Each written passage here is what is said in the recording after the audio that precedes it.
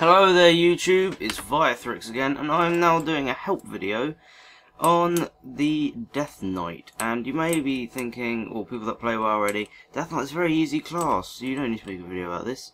And to be honest, they are easier than other classes, but I still feel that there are a great deal of people out there that are inexperienced with the game and do need a bit of help. So this is for them. Well, the two main specs that I think are the most used, not necessarily the best, are Frost and Blood, and they're the ones I have equipped at the moment. So I'll go through them, and I will run over Unholy. I just won't be able to. Well, I can still show you the talent tree. I just won't be able to show you how I lay out my moves and that kind of thing. So first, as I'm already on it, I'll go with Frost spec. You want to always make sure that you've got Horn of Winter up. Yeah, obviously that's the same in any spec. And also, this is what's also the same in any spec. If it's red, do it about a minute before the fight starts. So then you've got the buff on you. And then when you're going into combat, buff again when you're running in. Because even if you forget to do that, it means you still got the buff on you because you did it a minute earlier. But if you do it, as you can see here, it generates runic power. It generates 10% runic power. Which is very useful for getting into fight because it means that you can do. So it might mean that you can do 2 frost strikes instead of just 1 in the first few seconds of combat. So yeah, Frost. Glyph wise, you want to get yourself Glyph of Frost Strike because it reduces the runic power cost, and the lower the runic power cost, the more you can do it. Glyph of Obliterate is essential. Increases the damage done by Obliterate by 20%. Very good, because that is your most high hitting and critting move. And then you want to get Glyph for Howling Blast, very important, because it means that your Howling Blast infects all your targets with Frost Fever, one of your dots, because you've got Blood Plague and Frost Fever. You want to, no matter what spec you're in, you want to make sure you've got both of those dots on the target that you're going to be attacking most before you start doing the rest of your rotation. Unless it's PvP, in which case you need to prioritise, but yeah. And then the rest of these, you can just do whatever you want with them. I just put random ones in there. And what you want to do is I open the fight with Howling Blast because it pulls any units that you'd be attacking towards you, and it inflicts for Frost Fever. And then if I'm in PvP, I will Death Grip and then Chains of Ice. I do have a macro for that, but I tend not to use it. Always do it that way around, because you can do Chains of Ice and then Death Grip, but if you do Death Grip too early, they'll still be rooted and then they won't get pulled to you, and it will be a waste.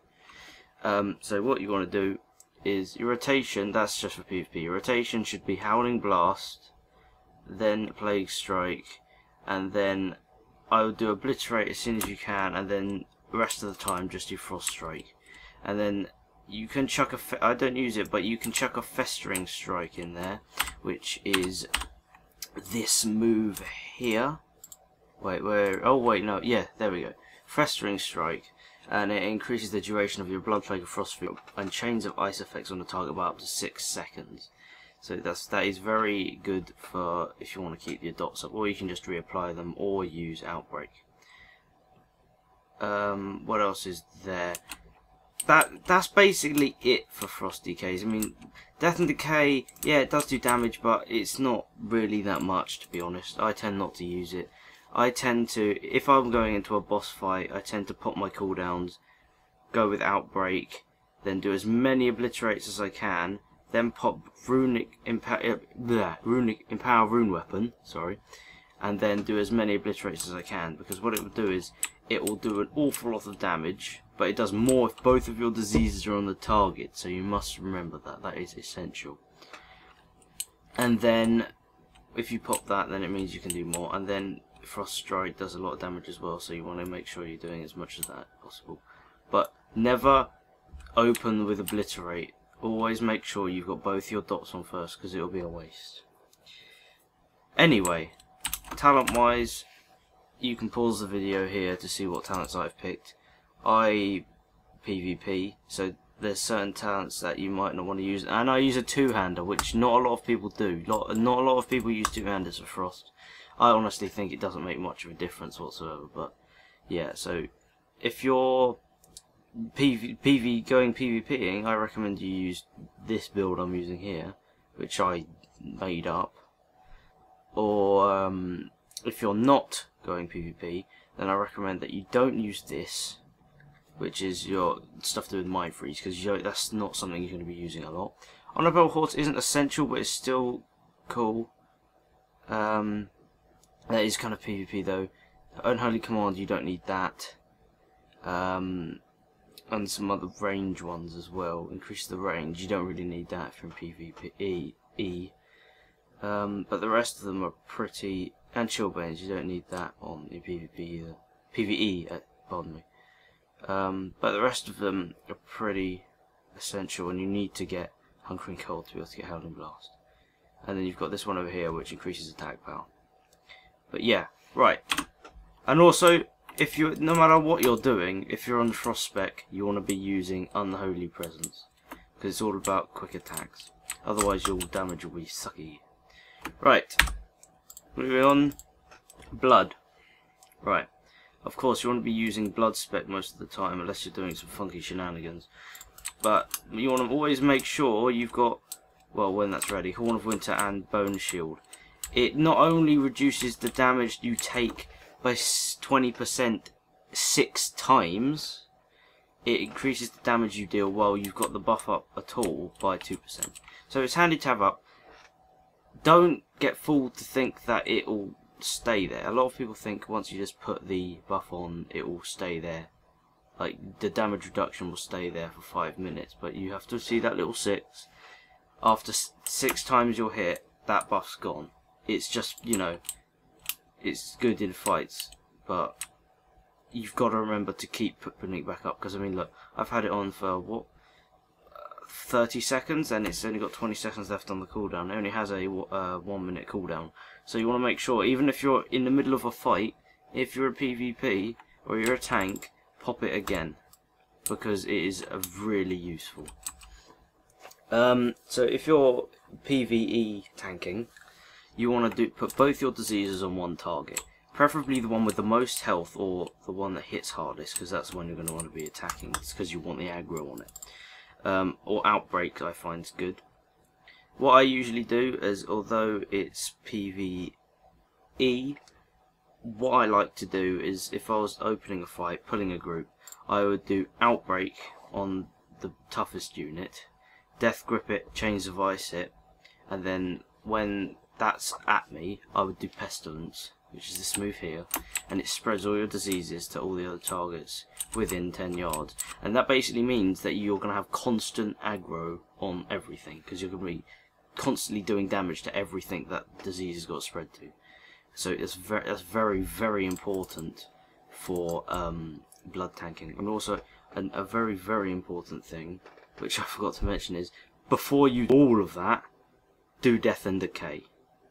Or if you don't like to do ground targets to start, then at least once you've done Pestilence, so once you've put your diseases on one target and done Pestilence, spread your diseases, spread your dots, then do Death and Decay, because that keeps aggro like a charm. And then you want to just use a combination of Heart Strike and Blood Boil, but Heart Strike and Death Strike are what your main moves want to be, and you should only use Blood Boil really if you're using aggro, or to keep aggro up. But that is basically the Hammer of the Righteous of Death Knights.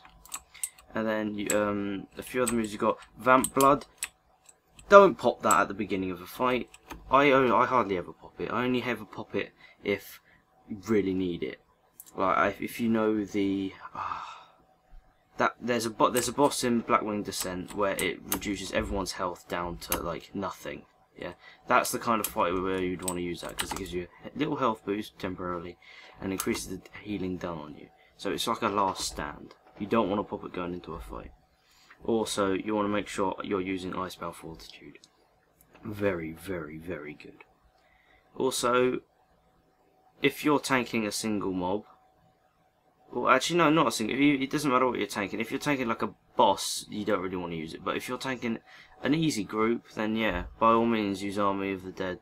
But you don't want to use it on bosses, because sometimes they have to be attacking you for a certain tactic or whatever. And also you've got Dancing Rune Weapon, which is kind of, I don't know, use it if you're taking a lot of damage. That's what my advice would be. And yeah, if you're PvPing in Blood, which is what I tend to do, you want to kind of do it the same as you would if you were PvE tanking. You want to pick a target, because usually it's one-on-one. You want to pick a target. I usually death grip them and then instantly chains of ice them when they're at me, do outbreak, and then spam death strike like there's no tomorrow. Don't bother with death and decay, because dots aren't that good in PvP, because you need to do this stuff as quickly as possible. You want to spam that as much as you can, and when you can't do that, you want to be doing heart strike. And then if you've got nothing else, rune strike's what you want to use. If you're fighting, this goes for any Death Knight spec.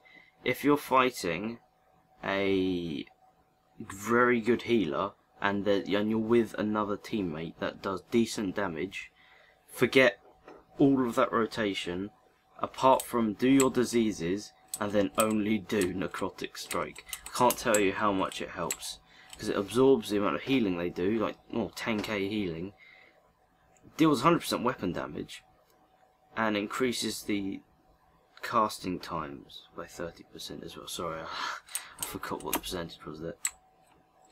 And so if you're doing that, then a healer will have a real struggle trying to keep themselves alive, and if you've got someone else doing decent damage, then you'll be alright.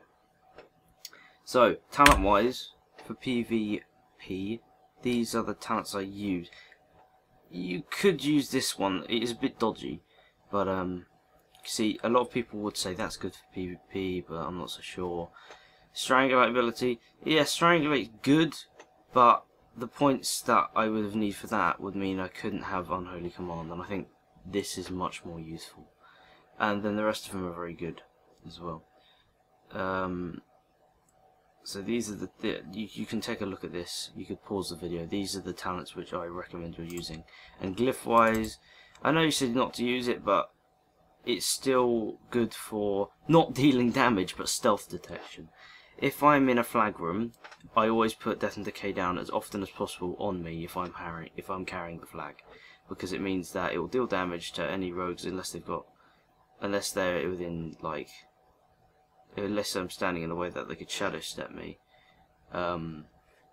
It's good for detecting, you know, stealthers like druids and stuff, and shadow melders as well. And then you want to get Glyph Heart Strike, damage done by 30%, and Rune Strike, crit by 10%. And also, I don't know why I've got that. But minor and major glyph wise, I recommend you get the range increase for Death Grip and the cooldown reset glyph. They're the only small ones. And the Horn of Winter glyph, that means it lasts 1 minute longer. I recommend that you get that as well. But okay, as far as Blood goes, it's probably the easiest spec. Now I'm going to just show you how am I going to do this. I can't go on there, can I? Right, I guess. Oh, right, I can see it here. Right. Unholy can be used for PvE and PvP. It's kind of the underdog. I don't know why, it just is. It does do very, very, very good damage in PvE if you know how to do it. PvP, it's kind of a support role, really. I wouldn't count on getting a lot of kills, but you would definitely, unless you're very good. But I would count on it being better in PvE. What you would want to do in PvE is you would want to, yeah, again, put your diseases on one target. But with this talent here, which upgrades to 100%, I just don't have it, but it means that when you put your diseases on a target, it spreads the diseases to every other target, but the damage stays the same. Because before, in every other spec, when you use Pestilence, the diseases it puts on the other targets only do 50% of the normal damage. But if you're an Unholy, they don't. So if you combine that with Death and Decay, you have some pretty nice dot damage going on there. And then the rest of it is very easy. All you do apart from that is, if you've got both your diseases on a target, you want to do Scourge Strike, which is basically like the Frost move Obliterate, except it's for Unholy. And you want to be doing Death Coil as often as possible, because when you get a certain amount of charges that you get from using Death Coil, your pet enters a transformation stage, and he deals a hell of a lot more damage, and his moves change. So basically, it's if you know how to do it, it's fine. But Unholy is basically put your dots on one target, spread those dots to everyone else, use Scourge Strikes and Death Coil as much as you can, and just repeat. And I mean, my item level was like what, 350. Oh, ignore my face with that. When my item level was about 350, I was in dungeons and I was in Unholy, and I was easily being able to churn out like 40k DPS on packs of mobs, just because there's so much dot damage going on there. But yeah. Also, another tip, just across all the specs: don't use Mind Freeze before someone starts casting. A lot of people don't understand that you have to use Mind Freeze or an interrupt while the target's casting for it to actually silence them. So wait till they're actually mid through casting the spell. I usually wait near the end, because then they get their hopes up and then it just goes away. Strangulate is different. You can just pop that on someone, but yeah, it silences them for 5 seconds. But again, it is better to do while they're casting, because then they can't cast spells for an extra 3 seconds. But if you're in a hurry, then yeah, you can do that. So presence wise, if you're in Blood spec, use Blood. If you're in Frost spec, use Unholy. And if you're in Unholy, I recommend you use Frost, because it's not about speed in Unholy, it's about dots. So I hope that's been in some way informative. If it was, like this video, feel free to comment. We really want some feedback, guys. It will help us an awful lot. So yeah, I hope this has been informative. And I will be doing more videos on some of the other classes that I have max levels for, because believe me, I don't have them for all the classes. But I do have friends that have max levels of the other classes, so we will eventually have a video for each class, for each spec, and what you should use it for. And I'm not getting this information from any particular website. This is all stuff that I've just kind of picked up because I've been playing the Death Knight for a long time now, and it's stuff that I've picked up as the patches have come out, whatever, and I've learned what works well.